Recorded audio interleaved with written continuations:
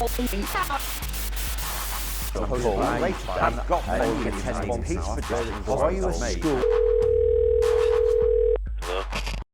I'm Doug Melia. This is the Same Kit Different Day podcast, and I've got Dan Furness today here, who's my guest for the podcast. Hi, Dan. How you doing, Doug? How you doing? Yeah, good, not bad at all. So, Dan, when was it you came over and did a trainer course with us? When was that? Was it a couple of years ago now? Well, I did a course for you guys in November. Yes. And then I did that was a trainer course, and then I think, well, before that must be about maybe 10 years before that. I did the original one with you guys. Yes. Down in Bristol, I think that was. That's right. So, yeah, it's been a while. Okay, so how was it received when you went back to Germany with it? Because I know there's some different cultural differences between us and them. Yeah, it's gone down really well actually. We've done so far. When I got back, we did the entirety of our lower school primary staff, which is kind of kindergarten and grade 1. Yes. So all the teachers, all the teaching assistants, and the specialist teachers as well as the senior staff. And then we've done another training session about 6 months later with our upper school pastoral staff.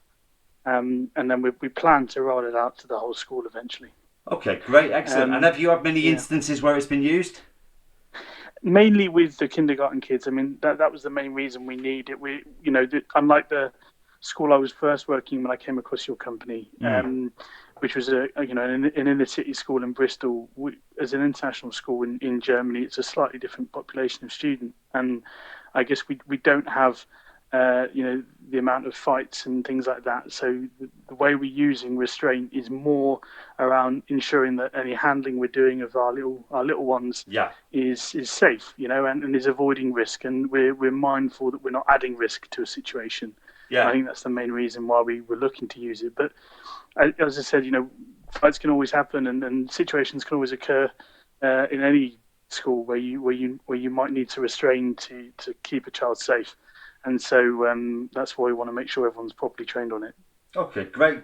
We have that quite a lot. People always say, you must work in some inner city schools and you must work with the secondary schools. Most of our business is like you said, it's trying to come up with solutions for the tricky stuff. Because breaking up a fight is quite natural, to be honest, isn't it? It's like you do an impression of someone swimming and you just separating two people. Yeah.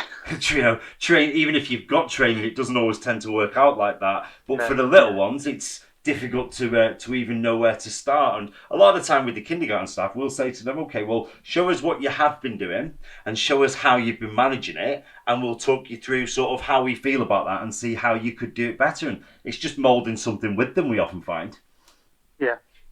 I think a lot of the course that you guys have done with us is kind of common sense, right? And I think the main thing that stuck with me was about not adding risk to a situation. And if you don't need to do it, don't do it. Right? Yes. I think a lot of times we maybe trick ourselves into thinking that if someone's not being compliant in an educational environment, that we need to do something about that. And sometimes the best thing to do is to step away and say, okay, you've made a decision about this. I'm going to let you make that decision, because you're not harming yourself. You're not harming anyone else. You're not presenting a risk. And most of the time, I think it's not acting is actually better than anything else.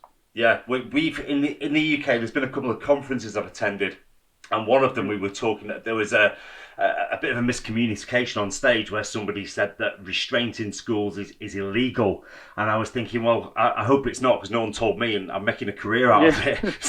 So I tried to pin them down on what they meant, and what they were saying was, if you don't need to use it, you don't. And I think what it all comes back to is there's some guidance in the UK which talks about maintaining good order and discipline in the classroom, and if something's prejudicing that, you can then use reasonable force to do so. Now again, it's just guidance, and we've still got to weigh that up against the necessity and the proportionality of the matter. And like you say, if it's just to enforce instructions, then a lot of the time, is it someone's ego that's getting in the way?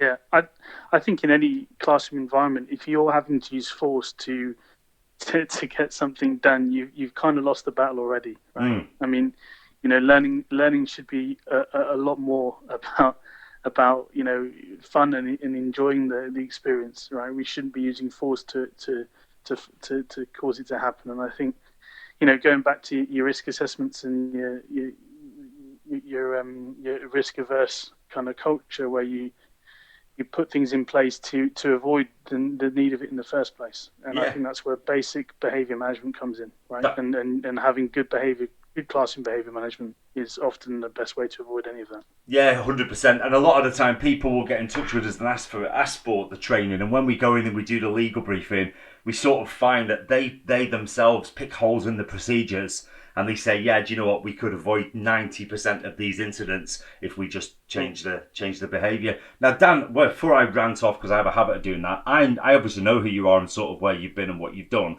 If you could tell some of our listeners sort of where you started from and how you ended up at an international school in Germany.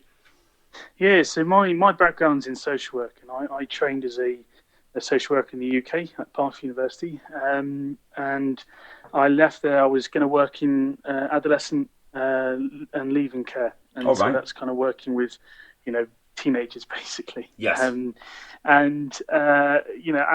of uni, I was going for a job, and just by chance, I happened to actually messed up a job application, which is fortuitous as it ends up. But right. I messed up this job application, and I put everything on it. And then a friend of mine found out about this, and he kind of contacted me and said, "Look, I'm starting up a school, and here's a position that you might want to apply for." So I applied for it and got it, and it was a youth link worker in a school in Bristol. All right. It went from there really. So that got me into schools. I mean, previous to that, I'd already worked in an international school in South Africa. Yes. Where I'd started off as a gap student and then got offered a job there as an assistant housemaster in a boarding school. Yeah. So I'd worked before uni. I'd worked in an international school for about a year and a half. So I already knew what the culture was like in schools. But this was a very different school, inner city Bristol school. Great culture, great students, great staff, but also pretty challenging too. Yeah, I can imagine. Were some of the characters from Little Britain maybe plucked from examples there, maybe? Well, certainly the accents, right? Yeah, I know it's making a bit of a comeback at the moment. So, where did you go from Bristol? What was your next move from there? Yeah, so I was in Bristol for 4 years, and then as you come to the end of a job, new opportunities come up, and a job opportunity in a school in South Korea came up. Really top international school in South Korea, a little island called Jeju. And so I went for that. That was moved back into boarding. So I did that. Whilst I was in Bristol, actually, the job changed slightly. And so I started off in Bristol as what's called a youth link work, and within about 6 months, we felt that was kind of a good job, but we could make it more. And so we took the decision to make it into a school social worker, which at the time was unique. There was no school social workers employed by schools full time in the UK. So I was the only one doing it at that time. And I'm not sure if that's happening more now. I hope it is, because it was a fantastic role to be in. I think there's definitely roles. I don't know if that's what the title is, but I speak to people and it sounds like that's what they're doing all day long. It really sounds like this pastoral support they're giving and running alongside lessons is really valuable from a social work point of view. For sure, and it's so necessary, right? And we don't really have counsellors in schools in the UK. So again, without that, you need something to do that, because otherwise your pastoral work gets done by your senior management, who aren't always in the best place time-wise to be able to devote that time to that. No. So I took this job in Jeju out in South Korea as a boarding housemaster or assistant boarding housemaster. And then whilst I was there, as things happen, I kind of weaved my way back into student support and ended up as a school counsellor, and then founded the individual needs department, which is learning support and counselling, and then also was designated safeguarding lead. So I've done a lot of safeguarding in my time back in Bristol as well. So and naturally as a social worker, it kind of lends yourself your skill set towards that. So Yeah, so I was there for 5 years, and then decided to. I met my partner now 4 years. I met him in Japan, Yeah. and we decided that there weren't many jobs for both of us around Asia at that point. So we decided to give up both our jobs, travel halfway across the world. So Excellent. we travelled from Beijing all the way back to London, Yeah. overland, and Right. to the Trans Mongolia and all of that. And so it took about 6 months out. And then I got about January that year, I went to a job fair and got the job where I am now in ISHR Great stuff. And in Hannover. do you think your travel led you to that particular job? So we were always thinking about coming back to Europe at some point, and I think one of the great things about Germany is um, the university system. So it's completely free for, Right. for even international students. So for my partner to go back to uni, that's a total possibility here. So they've learned German in about a year and a half, Oh, that's great. and now we're now applying for universities in Germany. So that was a big pull, but also wanting to get back into the international sector. And I toed and froed with looking at the non-governmental agencies, so charity work. Yes. But to go back to my social work roots, as it were, because at the time it was obviously the huge refugee crisis Yes. still going on from Syria. But as I found out, it's very difficult to get into that environment if you don't have the NGO experience. And so Mm. my experience is mainly around schools. So naturally, I find myself back in schools. But it's been great. I've really loved Hannover. It's a wonderful city. I should also mention I spent between that time. I spent 6 months in a lovely international school in London, helping them out with a kind of a job loss they had suddenly. And so I popped in for 6 months to help them out, and then came to Hanover. Okay, great. So one of the things that interested me when I first spoke to you about some of your experiences was you told me a story about when you were on a bus and there was a young child. Oh, you're over in Asia, and there was a boy on the bus with Yeah, his mother. Do you remember the story? yeah. So that was in Japan. So yeah, we're and this probably highlights why the hygiene levels in Japan are so good. I think. So we're on a train, one of the underground trains Yeah. in Tokyo, I think it was. And this little lad, he must have been about, I don't know, 4 years old, I would say, was sitting opposite us, and the underground went through this kind of area where you could see out of the train. So he wanted to have a look. So without even talking to his mum, he took his own shoes off. He arranged them on the floor next to each other, Yeah. and then he turns around and kneels on the chair. So even though his feet aren't touching the chair, he made sure his shoes were off, Yeah. just to look out. And I think that is a good synopsis of the awareness of your environment in places like Japan. It's incredibly clean. People are, almost constantly cleaning the subway Yeah. and the street. I think they utilize the older working generation to ensure that they have a job if they Yes. need it, and a purpose. I think more than anything. And so you get people in really nice uniforms with white gloves walking around, making sure that it's a nice environment. And yeah, it's a pretty amazing thing to see, actually. And whereas I grew up in Preston, and I was lucky if I managed to get off the bus with both my shoes at times whilst I was stuffing my Greg's pasty in my face, And I just think, where do those social boundaries come from? Where does that Yeah, etiquette come from? It's yeah, and there's a complete different subway system. You saw the images over here probably of people cramming onto trains the day after we yeah. were told that we had this pandemic, whereas there seems to be a level of natural social distancing, and I've even started to think, is that sort of where the bow comes from, and that's why there's no physical contact between people sometimes? Are they Yeah, that hygienic as a society? It makes me wonder. yeah. I wouldn't be surprised. I mean, I think you'd probably need to speak to a specialist in Asian culture for that stuff. But Yeah, for a talk about that I on mean, my having podcast. having lived there for a bit, I can say that I think there is a respect of boundaries, certainly in Japan and Korea. there's a definite respect of people's boundaries, and I think it's obviously fairly complicated, but I think if you even if you're looking at the train system, the trains are incredibly efficient, and when you line up to get on a train, there's actually a load of footprints that Okay. indicate where you should stand, and Yes. so you stand in a line, and so there isn't any issues with who gets on the train first or not. There's a predetermined queue that's already formed as you get down to it. And so if you're ever on holiday in Japan, do look out for them because they are used. And one of the most impressive things I saw in Tokyo was the carriages that are pink and Okay. they're indicated for women only. And Right. that was in response to issues around there being crowded trains, as there naturally are during peak Yes. times, I and remember reading about that. women having to brush up against men, and of course that being, potentially harassing for them. And so they created on all trains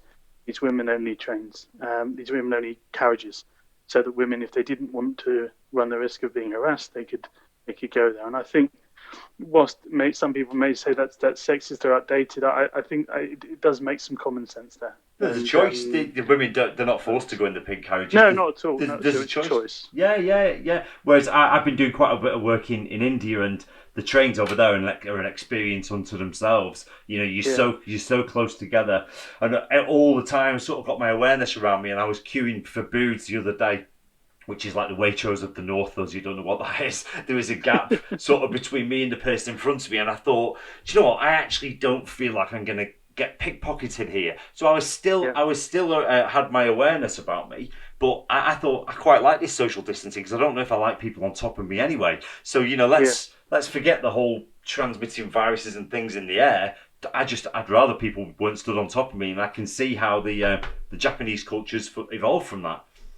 yeah, yeah, for sure. And I think it's interesting in certain parts of the Korean culture as well. You have the same thing, but you also have a different aspect of social contact. So in Korea, you have this thing called skinship, Okay. which is a level of friendship where you're, and again, I'm not an expert in Korean culture here, so if listeners are, You're on the please, right I'm podcast. sure that they'll put me right. But the skinship is essentially a level of friendship where you become a lot more tactile with your friend. And Right. so, working in a boarding house in Korea, we'd often see lads, really, really high level of tactical behavior, touching behavior between each other. Yeah. Stroking legs, stroking arms, Right. having lads sit on their laps. And of course, the first time you see it, it's incredibly different to what you expect in from your Western culture, right? Yes. Especially in the UK, where Stiff we upper can be lip. fairly cold, right? Yeah. Yeah. Especially when it comes to hugs and physical contact, depending where you grow up in your background. But so it was really quite surprising to see it. But it's actually it's this level of friendship, and it often is cross generational as well. So you'll have older lads, and this isn't just between boys; it's girls as well. But there's a level of more kind of more touching going on than you would normally see. Yeah. And again, it's kind of a way of showing a level of friendship, and really interesting to see. So when we come on to things like restraint, I think there's that obviously has a different spin on that. And when you guys, I'm sure you'll end up doing some work in career at some point. Mm. It's important to bear that in mind because I think it's the cultural sensitivities of restraint are huge, right? Yes. And understanding the culture you're working in is as much a part of restraint as the actual restraint itself. I think it is. There's never a one size fits all package. So how did you're obviously a safeguarding specialist, and you've travelled in these different places. How did you manage that from a safeguarding point of view? I mean, at first you were shocked, and then you just had to learn a little bit more about it, I suppose. Yeah, I mean a big part of it is checking in a boarding environment. You kind of want to create a family environment, right? Yes. And a home away from home. So you want to allow students to fulfill their cultural needs within a safe environment. And so I think the key thing is just checking about consent Yes. and ensuring that where it's happening, especially where it's being done to someone, that there's a check in there. and you're mindful of their body language, and then afterwards you can have a quick chat with them and say that was okay, right there, that's that was consensual, there's no issues with that, and obviously you use maybe more colloquial language with them. But I think that's important thing to keep in mind on, because sometimes it isn't consensual, just like any social behaviour. Yeah. And with young people, it's really important to help them understand what consent means, especially within their own cultural boundaries, and for them to be able to act on that, and to be able to voice their issues with that. And I think when you're doing safeguarding well, it's not about putting boundaries in place. It's about creating an environment where the norms are very well known, Yeah. and people feel very comfortable about saying, actually, I'm not comfortable with that. Please stop doing it. I think when you get to that level in any establishment or school, you're doing something right. Giving them life lessons for Yeah, moving away. I mean, in the for UK, I sure. remember being at school and they banned things like British Bulldog, and we had a game called Cheney where you'd hold arms, and we all remember Yeah, it's Pylon. British Bulldog. Yeah, Pylon, where you were at the bottom and you could hardly breathe, and I always use that as an Yeah, example about positional asphyxia and why you shouldn't sit on top of people. And I yeah, suppose yeah. it's just, I'm not sure if that kind of stuff goes on or is acceptable, but you've got other problems. Another thing I wanted to talk about was some of the stuff you have with addiction Mm. in South Korea around computer game addiction or phone addiction.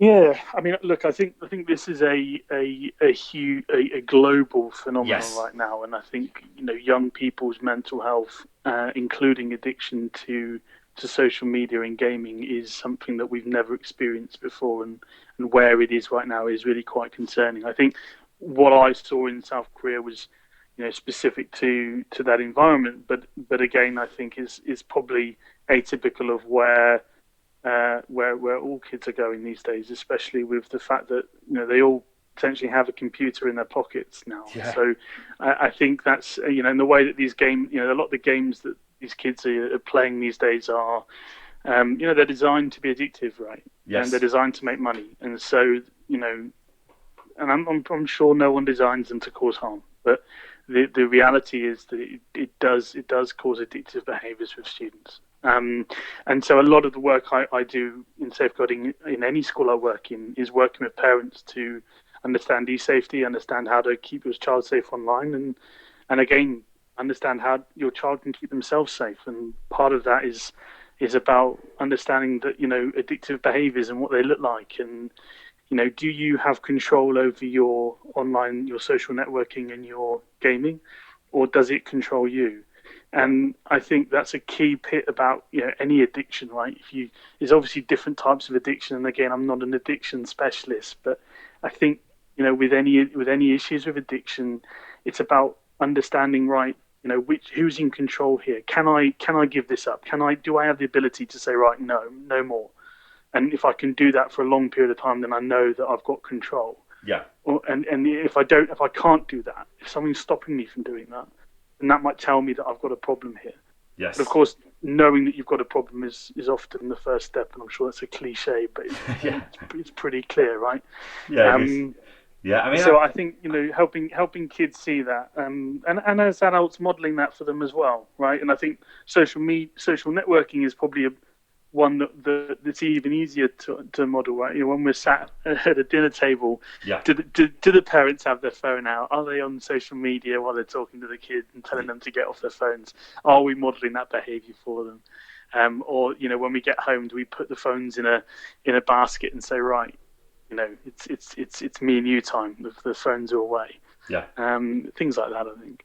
I think I'm just looking at my timer on my phone. I think it was talking about I've been on my phone for 6 hours a day, and then it broke down. Yeah, But when my son was young, I remember I bought a no mobile phone sticker for the conservatory. My son yeah, didn't even own a phone, but it was to police me. It was so that if we went into we called it the Lego room. So if we went into the Lego room, there was no phone allowed in there, and I sort of yeah, I did it. And then when he was away, I just thought, yeah, I'm just sat here scrolling for no reason, and it does become an addiction. I think one of the things I find when I talk to people, if they've got something that they're not happy about, or they're saying, look, I need to do less of this, I'll say, oh well, why don't you stop doing it? And they'll say, oh well, I would, but I like doing it. And I think, yeah, that's yeah, part of the problem. yeah. For sure, for sure. And I guess it's also about looking at the fact that socializing has changed, and whether we like it or not, it has. There is an element of socialization now that is online, and it's a very important one for young people. I Yeah, think a key thing for us, though, when we're working or when we're dealing with our little ones, our own kids, is about helping them judge what is healthy and what's not healthy, and what's safe and what's not safe. And yeah, and I think understanding that, yeah, it's absolutely, those relationships you have online are real, and they're in most cases they're safe and they're good, but there's limits to that. And and and we probably don't want to have a situation where we don't do one or the other. We want a balance of them both, right? yeah. um I think one of the key things that I'm seeing at the moment is the use of images online, and in particular people's own images. I think one really key thing I've noticed with online learning, that we've been doing now for about 4 weeks, is that none of the kids, when they do the classroom lessons, have their cameras turned on. Oh, right. And I think that's about being able to control your image, right? Yes. And I think it's a really good thing that they don't put them on, because I think they're taking control of that in a safe way. Yeah. However, I wonder how much of this is about, well, when my image is online, it's because I've created what I want it to be. And sometimes it's creation of what we want people to see, and this life that we want people to see online. It isn't necessarily a reflection of the reality. No, they created an And I think avatar, and they've got to up to that avatar all the time. exactly, and with all the filters and the Yeah. photoshopping that you can do now on an iPhone, I think you can make someone look very different, right? Oh, yeah. And I think it's important that we understand the link between that and self-esteem. And self-esteem's got to come from yourself, right? It Mm. can't come from others. And if our self-esteem is based on what other people like and how many likes my image gets on Instagram, when that image looks nothing like me or Mm. is a different version of me, then I think that's a real concern for me about what kind of patterns that creates for the development of self-esteem, and then the impact that has on someone, with their learning and with the rest of their life and socializing. Yeah, trying to live up to unreal expectations. So, you've been at this school in Germany for how long now? So I'm in our second year now. We're just at the end of or coming towards the end of our second year, although the last few months are seeming like they're taking longer than they normally do. I can't imagine why. No, no, understandably. And what's it looking like for you guys going back? We've just, well, again, the media, mainstream media, spout a lot of things, but I've just heard that it looks like garden centres and refuge centres are open, and I've seen a lot on social media of people complaining because there's nowhere to take your rubbish to. And I Yeah, think a lot of it's been, well, the bin men will come. But the mixed messages we had at the start of lockdown basically said people could still go to work if they couldn't work from home. So there was yeah, gardeners out there was plasterers out there was labourers, and they all create waste. And then if you shut the refuse tips, I know there's meant to be channels for commercial waste, but a lot of people don't do it that way. So we've seen a rise in yeah. fly, certainly in my area, we've seen a rise in fly tipping and things like that. So it's Mm. starting to be relaxed. How did it pan out in Germany? Well, I mean, we locked down a bit earlier than the UK. Although throughout the time there hasn't been really a feeling of a police state. I mean, the guidance was very clear that you Yes. shouldn't be out there with more than three people, Right. right? And they should be members of your own household. Yeah. And people have generally stuck to that, I think. Um, the shops were closed and the restaurants were closed, Yeah. and still are. They've started to ease some of the restrictions now, and some of the schools in Germany have gone back on phased, kind of going back on a little bit at a time. Some year groups, some not. Yeah. The international schools, on the whole, have decided not to go back, I think, and we're certainly part of that. And I think that's mainly because of our staff population, and making the decision that because we travel from further distances, it would be more risky to use Yeah. public transport. And I mean, in Germany, a lot more people, I think, use public transport rather than necessarily driving, and so that potentially creates more risk, right? So we've made the decision not to go back until June the 2nd at the moment.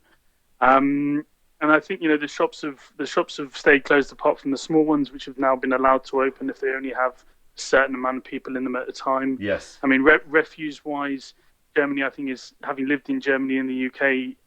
Germany's way ahead of Yes. of the UK in terms of its recycling.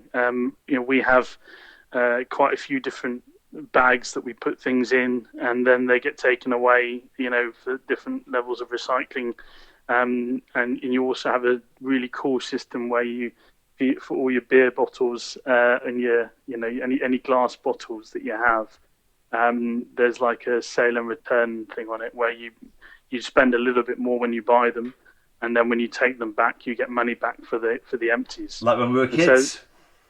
yeah, and so I mean, yeah, and what that obviously create. I think this has been in Germany since I first lived in Germany when I was about 7, and I think this was in place then, so they've not really changed it. No. But it creates an environment where people, they want to make sure that they don't just throw these things away and they dispose them properly. Yeah. I think you mentioned fly tipping. There's an interesting culture in Hannover. I don't know if it is in other German cities, but people, if you've got furniture, as long as it's like not for the tip, you can leave it outside in the street, and someone will come and pick it up.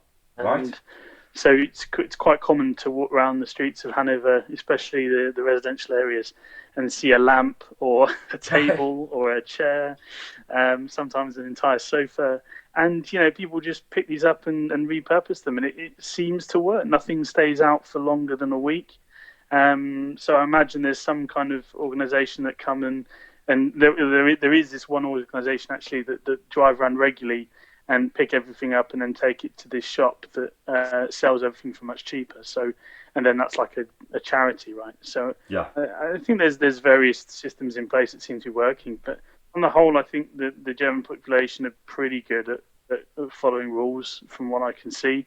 They're pretty compliant with these things. I go for a run every day, and I go past the parks, and I do see probably people doing a bit less social distancing than is clever. Yeah. But it's not to the extent where I would feel unsafe, and where I think that there's a likely spike soon. Although having said that, I think now that people are going back to school, yeah, I guess it's possible that there may be another spike in the infection rates, and that we might be going back to lockdown soon. So who knows, right? I think each country's doing its best in this situation. It's pretty difficult to know, within your different populations, what the best course of action is. Yeah, absolutely. Everybody's just trying to work it out as we go along. From our point of view, restraint training. I mean, I was travelling the week before the lockdown. I was in Wales, England, Scotland. I finished in Ireland, and I was working over there with some great children's service professionals. And when I got in, everything was hand sanitizer. I got to the airport, everything was social distancing. Then we had to do training involving soft restraint application. So that's where I'm going to be working with people closely. So they sat as a metre apart in the classroom. We had regular 15-minute breaks. Now this was before they'd even announced the lockdown, so it was really well thought out. And then I was one of the last ones to get up the plane out of there, and I felt. I didn't feel reckless, but I just thought, if this gets any worse, this just can't work, because okay, we're washing our hands, but I'm travelling everywhere. So we just made the decision to lock down. We've put some options online, and we've put some interim measures in place. But we're having chats with people from a consultancy point of view, where they're saying, well, are we meant to restrain? What are we meant to do? And I think that the statute hasn't changed. There's some guidance there from the government, and there's some new powers as far as our government are concerned for quarantining people and for ordering people to have tests, which I don't know if that'll be used in the future. But a lot of it is just the government saying, we need you to do this, we need you to do that. We're trying to say to people, if you're in a position where you need to restrain, it's those same principles. You've just got to think about keeping yourself safe. Where are you guys up to with restraint? Have you had any guidance from departments? Not really. No, I mean, there's not, as you know, there's not a huge amount of law in Germany, in particular around restraint, and we've very much gone by the European Convention of Human Rights as our kind of backup, and then I think there's an article somewhere in German law that we've used as well about avoiding humiliation. I think that's the main kind of guidance there is in education in Germany. Obviously, given that we're not in school right now, that's not something that's too much of an issue for us. But I think when we go back, I guess, even more so, it's about, right, what situations are going to cause more handling and what do we need to avoid? And part of that is the fact, well, kindergarten won't be going back until September, I think, right. or August, I think it is. I mean, Yeah. that's nationwide. And again, that's because, the level of handling you're going to have to do with that age group is going to be significantly higher, and you can't social distance with them. Exactly. Yeah. And actually doing so would probably cause harm. So, that's the decision's been made for us. And then with the younger ones, it's going to be, in grade 1, 2, and 3, it's going to be about, right, what situations can we avoid and what protective equipment can we use to, it's going through that. I can't remember what you called it in the training now. I'm terrible. I have to look a hierarchy of risk control. The hierarchy of risk control, right? That's the one, yeah. And it's just like going through that, right, as you would with any situation, but just adapting it to this. I mean, I think it's tough as a consultant. I can definitely empathise with that. I work with Tim Gerrish at International Child Protection Advisors. That's an international advisory for child protection kind of globally, and looks at, in particular, international schools. And Tim's work has been really much hindered because he can't go and do the trainings that he would normally do in the audits of schools and all of that. So we're now doing an online child safeguarding training for counsellors, just to give a bit of support. And there's obviously been huge amounts of safeguarding guidance that has gone out, especially from CIS, about how to keep safe online as a school and all the different issues that can come up with that. And so there's a lot of need there, but of course trying to find a way to meet that need in a as meaningful way as possible is tough. And I think options like webinars are great, but we're also trying to put together an online training that people can do, that will give them resources, but will also give them an assessed training that they can get certified with. Yeah, we had a couple of schools of ours, and they've said, look, our refresher's coming up, and we said, look, we'll give you a stay on your certificate. We'll give you 3 months. We'll review it every 28 days. But as an interim, what we said to them was, have a look at the instructional clips that are online. If you then want to recreate those, and then you can send them back to us. But I said, obviously, you're going to have to be doing it in your own house with members of your family. I said, so it's going to be awkward. Anyway, this girl sent me a video, which I'm going to put up online with the consent of her, and I think it's another member of staff at the school restraining a big fabric gruffalo. Now, it wasn't quite what I anticipated. Although it's not quite 2 meters wide, and there's a lot of people saying you've got to be this far apart from people. Even when you're in a supermarket, somebody leans past you to get some bread, or somebody leans in close, or we were in the queue for the post office and someone squeezed past us to get some envelopes, and I just thought, oh, this really isn't working. I can kind of see why we're locked down. And if you're working with kids, I really pick up on something you said before. It's detrimental to not have that physical contact. It's detrimental to not have those NLP anchors and patting somebody on the back, rubbing them back when they're injured, and comforting them when they're crying. So you've got when we go back, if people are talking about keeping social distancing in place, I think there's going to have to be some guidance worked in to make sure people don't miss out on those valuable hugs they might not be getting at home. Yeah, absolutely. And I think that's a big part of understanding kind of, and I think with schools, with anyone that has the kind of the frontline care, it's about understanding your staff and their risk levels. And I think some staff are going to be higher risk than others.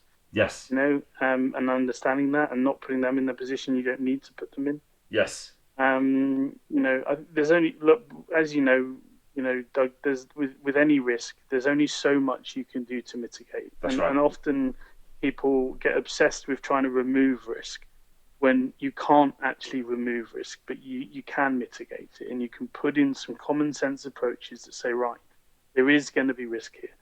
Yeah. But if we do all of this, we significantly reduce it to a level that is acceptable. And if you can do that, I think that's the best thing we can do in the situation. And understanding that things can change. And yes, we might go back and we might have a phased approach and do everything correct. But then there might be a spike again and we have to go back down to social distancing. Yes. And I think people need to be realistic and know that this is probably going to be going on for a while. I wouldn't be surprised if, in the next school year that we're back to social distancing again, that we're back to quarantine, because until we get some kind of vaccine for this thing, I personally can't see a lot changing. So I think people have to be patient, but ultimately it's we're all in this together, right? And Yeah. I think it'll be the old Blitz culture that did the UK so well during the war. I think is needed now more than ever. Yeah, it's been such a difficult one though because it's so different to what happened then. People are saying, Yeah, everybody's saying, right, we need you to stay at home, and then at the same time they're saying we need you to support everyone. So I think everyone's got their own narrative. Everyone's like, we're going to stay at home, and the yeah, next thing, like I saw someone saying, oh, I'm walking to the next town for charity. I thought, no, that's not what you've been asked to do. And it's like I'm dressing up as Superman, and I'm walking around my estate dropping things off for people. It's like, all sounds a little bit unnecessary to me. And yeah, we've been doing this thing where everyone goes out on the doorsteps and claps, which is great. And I could, I've heard it from streets away. But there was a yeah, picture on Westminster Bridge of people jammed together, stood yeah. clapping with the police around them. And the police have had such a hard time because they've got the coronavirus act in there, and then they've got all these other things that the government are asking them to do and asking them to enforce. And then you've got the fact that everyone's got their own narrative creating device in their hand linked to the internet. People are videoing the police, and there's a couple of police officers that have said some quite choice things. And I think, well, we didn't see the preamble to that, and we didn't see Right. possibly how frustrated or scared they were having to lead to it. Okay, it just looks like somebody's gone into the middle of a park in a police car and told someone to get off and then ended up wrestling around with them. But Mm. really, they shouldn't have been there in the first place. I suppose that's what people would say. I think one of the things from a counselling perspective, I see a huge amount at the moment is a culture of anxiety, right? Yes. And I think there's an incredible amount of anxiety, not just for young people and children, but also for adults. And I think that is something that it's worth being mindful of. And anxiety, causes us to do some crazy things, and sometimes we don't think in a way we normally would, and we don't act in the way we normally would when we're feeling anxious. And I think people paying attention to that and doing the things that can help them on a much basic level manage that anxiety is probably going to be the best way, right? Yeah, Because absolutely. we all need to exercise, but there's ways to do that inside. And there's the exercise you can do outside that's safe, Yeah. and there's exercise that's not so safe. And like we've got in terms of what you were just saying there, we've got a lovely couple across the road from us who at 7 o'clock every single day, and they've been doing this for about 5 weeks now. Yeah. They get on the balcony, and one of them plays a tuba and the other one a trombone, and they play some brass music for about 3 minutes. Only in Hannover. Yeah, and it's lovely. But what's happened is, of course, people are now gathering outside as an audience to clap them, Yeah. which is somewhat defeating the point of social distancing, right? But look, I think people are going to act in their own individual ways, aren't they? Yeah. I think the important thing for me is just to take lessons learned from people that have been in worse positions than us with this and what they've learned, And I think in Asia there's been some pretty great lessons learned, and you look at places like New Zealand and they've clearly done some good things there. Yeah. And then there's other places that maybe have found things quite tough, and things haven't worked out so well for them. So I think if we can all take the lessons learned and be patient and look after our mental health, hopefully things all get better. Of course it will, absolutely. Well, Dan, it's been great having you on. It's good to catch up with you, and I really did want to share those stories that you told me about you travelling around. So, what is it for you? Any more meetings today? Is that you done for today? Me done today. I'm going for a run. Excellent. Is it your first one of the day, or are you rationed over there or It will not? be. It will be my first run of the day. Yeah, yeah. No, I'm trying to do one run every day, but I run in an area where there aren't many people, so it's not too long. But trying to stay active, I think, is key. So yeah, I'll be going for a run, and then probably doing some cooking, I should think. But yeah, no, it's my school day ends. I think that's a a real key thing I've learned with this is having a schedule, right, and Yes. ensuring that you have time where you're doing work, Yeah. and then your work day ends. And I think even so much as my work happens in one room in my house, and I'm lucky that I've got a room I can use like that. Yeah. And then, when I'm not working, I'm not in that room. And so I've kind of created a workplace within my home. So I think that's really good, keeping a boundary between work and home life, and especially when home pervades into work life. And ensuring that you're scheduling your time so that there's a clear boundary, because they can easily bleed into each other, and that's not always so healthy. No, I run a business, so I know exactly what you mean, and it's my wife's birthday tomorrow as well, so everything's cancelled. Everything's cancelled. But Dan, it's been great to catch up with you. I know I've got some trips over to Germany soon, so hopefully next time I see you, it'll be in person. That'd be great, mate. Look forward to seeing you. All the best. Thanks, Dan. Thanks for coming on. Take care. Thanks. Bye now. Bye.